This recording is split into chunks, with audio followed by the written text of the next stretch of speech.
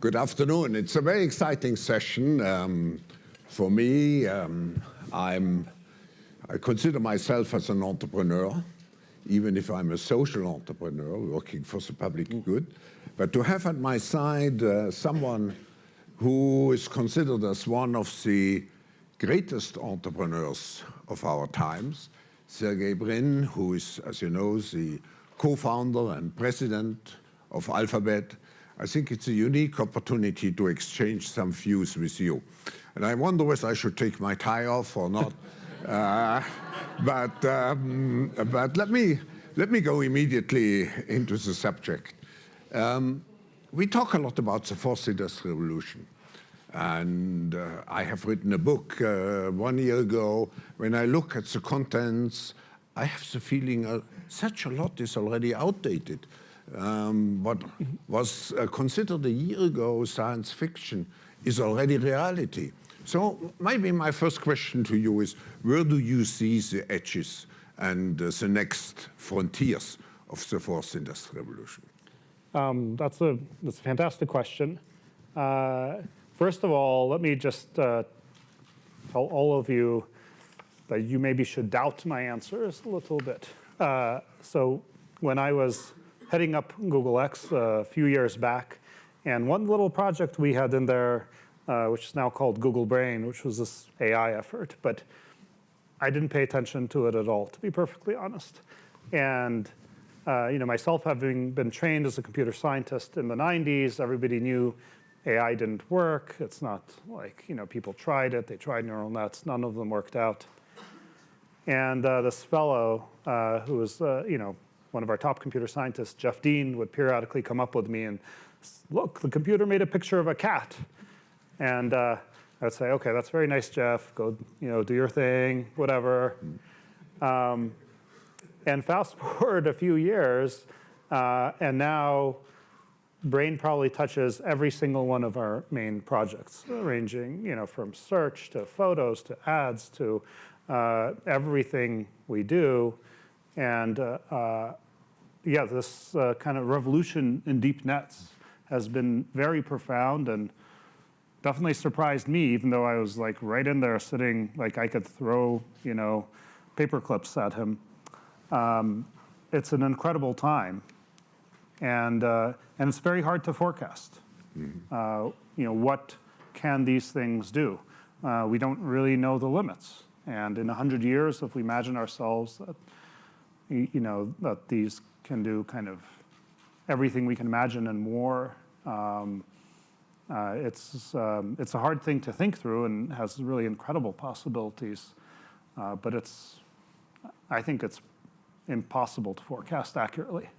But Sergey, would you see more the positive side? Of course, as an entrepreneur, you have to see the positive side. But do you see also possible risks in all those fancy, if I may use this word, new means which we will have at our disposal? I think it definitely requires some thought and incredibly, and I'm here at Davos, and I'm just shocked at how I feel like the Luddite in the room. Everybody's talking about, well, how do we cope with this increased automation here and the jobs displaced and so forth? And, I feel like the one like, actually that's pretty hard to do with a computer, and I kind of know what we're trying to accomplish to make that technology work. And I think a lot of folks here are, I think, correctly forward-thinking, taking some of those innovations for granted and then saying, well, what does that mean for society and so forth? I think that's the right thing to do.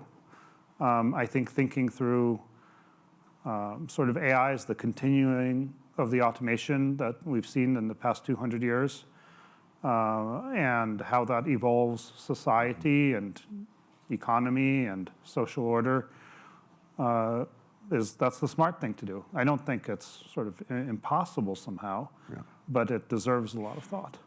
You cannot, let's say, stop it. You can channel it. But I want to follow up a little bit about the horizons. We speak about our times now being, let's say, shaped by the digital revolution. Some people would say, when we sit here again, you came over 10 years ago as one of our young global leaders. For the first time here, when we sit again together in 10 years, we may much more talk about the biological revolution. And of course, then there's a combination of the biological and the digital revolution. Can you explain your thinking? Can you explain us your thinking in this respect, particularly because I know you are very interested in the medical issues also? Yeah. Well, I think you can approach health from several levels. You can say, well, what are the specific things that we are afflicted with, whether it's heart health or cancer, Parkinson's, I'm personally passionate about. And look at the specifics of treatments and understanding of those diseases. You can look at the more, this is the dilemma I have, as I kind of invest in Parkinson's research. Should I be doing that, or should I be investing in more fundamental research? You've seen what CRISPR, for example, has allowed biologists across all disease categories to use that kind of a tool. And it's just a more general kind of biochemistry innovation. And genomics has obviously brought us a lot of innovation there broadly. But then you could also ask the next question now, leading to what you said about the digital revolution. Well, if we had smarter processing, smarter software, could it unveil patterns and understanding? Should we just be working on sort of the machine learning solutions that are broadly going to allow us to do more in biology, but also in other fields, in economy and electronics and astronomy? So it's a whole set of layers, and these lower level layers, the increased machine learning and so forth, kind of spans the gamut of human endeavors. And therefore, when you invest in those things, you get this multiplied effect. But of course, you still need to do the biology, and then you need to understand the individual diseases, and ultimately you need to treat individual people. So big data, digital tools at the service of medical and biological progress and advancing very fast. But can you imagine that in 10 years when we are sitting here, we have an implant in our brains, and I can immediately feel, because you all will have implants, and we measure your brain waves, and I can immediately tell you how the people react, or I can feel how the people react to your answers. Is it imaginable? I think that is imaginable. I think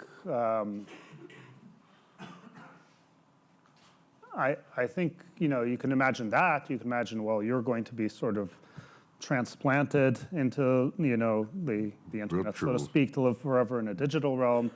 You can imagine that you just in your biological incarnation are going to live to be some very long age. I think it is almost impossible to predict. And in fact, the evolution of technology might be inherently chaotic. I mean, it could have been the case a couple hundred years back if it so happened that electricity evolved a little bit faster compared to internal combustion, that we all would have been driving electric cars today, and then somebody would have a newfangled internal combustion thing that would be like, whoa, that's kind of weird.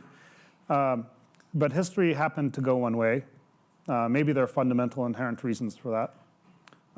But I think when you ask these kinds of questions about the future, what does it mean to be human in the future? What does it mean to be an individual versus society? Kind of where are we going in the long term? I mean, these are deep and powerful and fundamental philosophical questions, but I don't know that we are equipped to answer them. I think it's premature because we don't know yet how the technology will look like. But one fear which I have heard is that technology now and digital technologies mainly have an analytical power. Now we go into a predictive power, and we have seen the first examples, and your company very much involved into it. But then the next step could be to go into a prescriptive mode, which means you do not even have to have elections anymore, because you can already predict, and afterwards you can say, why do we need elections? Because we know what the result will be. Can you imagine such a world? Well, you might then further ask, well, why do we need to have elected leaders at all? Because you might as well have all the decisions made.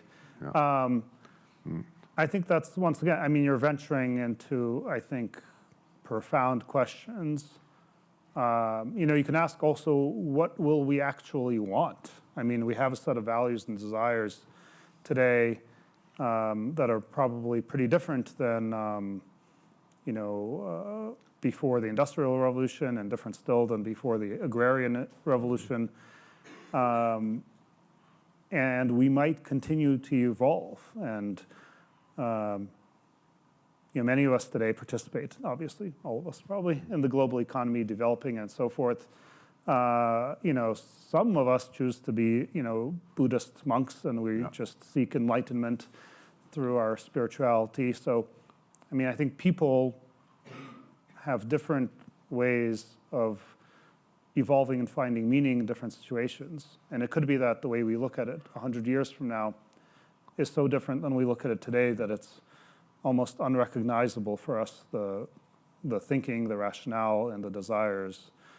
We wouldn't even be able to translate. I think this is a very,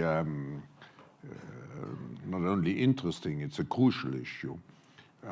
We are looking at technology very often threatening our present thinking, interpretation of how the world evolves.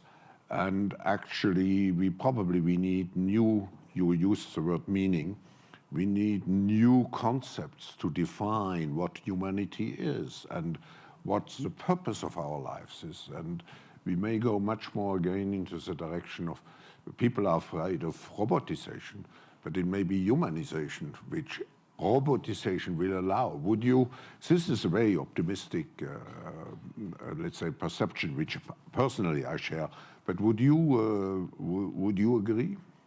Oh, 100%. I mean, I think if you were to go back in time 10,000 years and you meet somebody out there, work in their field, you would say, and they said, well, where are you from? They probably wouldn't even ask you, what do you do? That wouldn't be a meaningful question. But if you were to say, well, I'm an economist, they'll be like, what is it? Plow my field, and then, we can talk more about, whatever it is that you mean you do.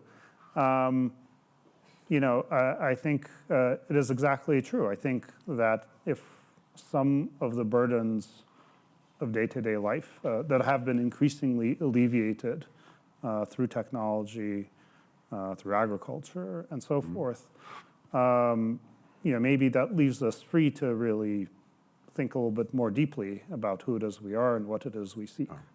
But those new technology paradigms need also, I would say, a new governance paradigm. If I think of the old-fashioned, let's say, governments via technological development or regulatory agencies, there's a parliamentary commission, finally regulations come out after 5 years. This is absolutely not suited anymore to our new technologies. So we need much more agile interaction between business, regulators, civil society, and so on. Yeah, I mean, and once again, I've been really blown away this year. As you know, I haven't been to the forum for about 8 years. I think the level of enlightenment and conversation between politicians and business leaders and social entrepreneurs is incredible to me. And that's the kind of interaction I think that'll breed success. And I think also, don't forget, outside of here, oftentimes it's a very antagonistic relationship between government and business and so forth. And I think that also is very unhealthy. So I think not only, should we try to tackle things more quickly, but also in a real collaborative way. I think some of this, let's say, antagonistic view comes because people see particularly the effect on job elimination. And of course, Schumpeter's rule of creative destruction or destructive creation. And people have difficulties to see the jobs of the future. I explain you will have maybe we are in need of, I don't know, robot polishers or drone dispatchers, but I think there are limited possibilities for such skills. Where do you see the skills which I think you in Alphabet, you do not have enough people. You are permanently looking for people. But where are those jobs coming from, and what skills do you particularly emphasize? I think, look, that is a fantastic question. And I think, in the sessions I've attended, everybody's asking that question. I guess I would hope that as some of the, maybe more mundane tasks are alleviated through technology, that people find more and more creative and meaningful ways to spend their time. I think, the way the word job specifically, has a lot of implication and a lot of, the way that we might have spent the past couple of generations. Like, a job means you go to the office, like here, and you do some things, you have some papers, you have an inbox, you have an outbox. And I think so our mindset is somewhat narrow in that way. And yet we have, jobs that are more creative and thoughtful. Take economists, for example, which is, a hard thing to describe to a farmer. Fortunately, I'm an engineer. Yeah, oh, you're an engineer, sorry. Okay, we have some economists here. It is the World Economic Forum. I think. Not engineering forum. Sorry. Engineering is pretty easy to describe, I think, to folks.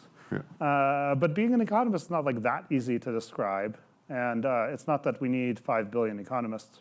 But the point is that I think if you sort of continue that trajectory, you do see more and more people that have been freed up over the past couple hundred years to do work that is, more kind of thinking about things or creating things, seeking aesthetics, whether it is in an intellectual domain or a purely artistic domain.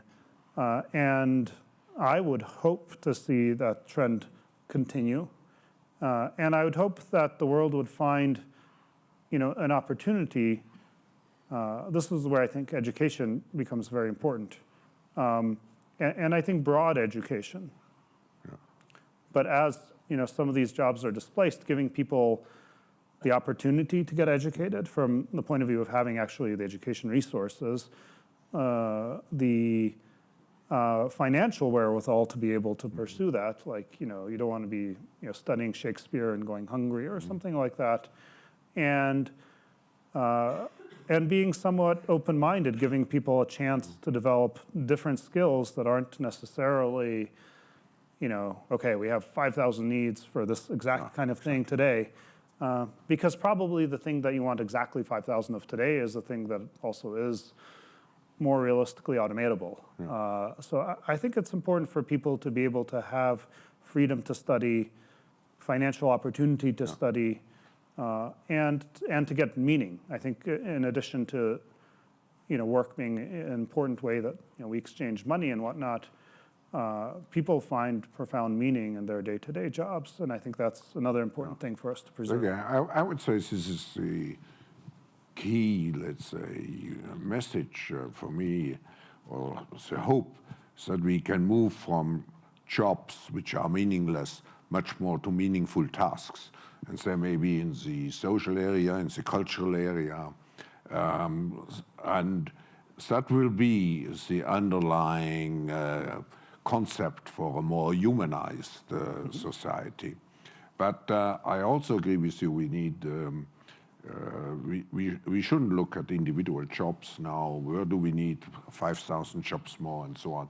The key is the reformation of the whole educational system, which is completely outdated. Would you agree? I think there are several systems that we have in place that I think for a lot of understandable reasons, they just have so much inertia, they lag behind. Education is one, and healthcare, honestly, is another. And I don't mean healthcare in the sense of finding the biological roots of disease. I mean, sort of the healthcare systems of hospitals and, maybe insurance, be it national or employer or whatnot.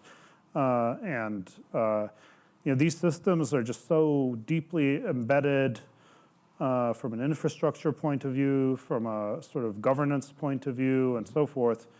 They're very hard to transform and to update to today's needs. But I think that is a challenge that we should seek to overcome. And within education, I mean, I just think everyone should have access to education. And I'm talking about obviously sort of primary education and secondary and university, and for that matter, postgraduate work. I mean, those things are extraordinarily expensive today for kind of artifacts of the infrastructure. We assume we need like big buildings and fancy classrooms and things like that. And I don't think those things are necessary. I mean, it's fine to have those for some folks, but education should be universally accessible. Yeah. When I look at, I mean, it's incredible the success of your company. And when I look at Silicon Valley in general, the success is mainly related also to a platform approach, and it's a new management concept. And of course, many people envy you because you are in this area where you have this exponential growth potential. And this creates also some, not only envies, also some, how shall I say, it's more than envy, it's aversion against the Silicon Valley model because you can grow so fast. What would be your response? I think, look, I think first of all, I'm very lucky to have been in Silicon Valley, and Silicon Valley is very lucky to have been able to benefit from the semiconductor boom and then software and now internet and mobile. I mean, I think it's there's a huge amount of luck there, but the luck also comes from taking many shots. So many failures. If I told you all the dumb things that I did, we'd have to have a much longer session. And the successes, they often are chance. I mean, I mentioned the Google Brain work that they were just off in the corner. I was like, okay, fine, just do your thing. Verily, which is our subsidiary that does a wide range of healthcare innovation now, really started with this glucose sensing contact lens project. And that was another one where I said, this fellow Babak and Brian Otis, who were working on it, and they wanted to put a computer in a contact lens. And I was like, you know what, that sounds crazy, but you go do your crazy thing. You can only have a couple people work on it. I'm not going to give you a lot of resources. But sure, if you put a computer in contact lens, good for you. And yet here they are, a few years later, and they're running, they're doing serious studies now. They have a big partnership with Novartis and Alcon, and they are, hopefully going to bring those to market, alongside with a bunch of other projects that has spawned. And I didn't know anything about that, and I never would have predicted or guessed that. I think we're just lucky to have the environment that tolerates making lots of risky bets and tolerating the failures that inevitably result. And it needs courage. I mean, I could ask you the question I'm very often asked, starting the forum with two people. Some journalists ask me, media people ask me, did you ever imagine what is coming out Could you ever imagine what came out of your original entrepreneurial first steps? No, I could not possibly have imagined. But and I don't know what your thinking was behind the forum, but I remember when I was really thinking deeply about this, and this was sort of a graduate student project at Stanford, and I talked to my advisor. I was like, should I really do this entrepreneurial thing? And it might not work out, and I can just finish my PhD. And he said, why not? Go for it. And then if it doesn't work out, you come back, you finish your PhD, which I'm still planning on doing. But anyway, there's like no big deal. Just give it a shot. And I think that mentality permeates Silicon Valley, and I think that's one of the strengths that there's really not much. It's not viewed so negatively to try something, even if it doesn't work out. No. When you look back now to this history, and you have I would say many young people listening to you here or via digital transmission, what would you, out of your own experience, give as an advice to those young people? Who everybody sees you as a role model and wants to imitate you. What would you tell them as a key learning of your own? I think young people, in some ways, their life is much easier than sort of my life might have been at that stage. Just for, I think all of us, having before. Whatever, if we were traveling to Switzerland, it'd be a big stressful thing. How do you get in touch with people before mobile phones, arrange your travel, figure out how to exchange your currency? There are many things, we can whip our phones out and look up anything and figure out how to get somewhere.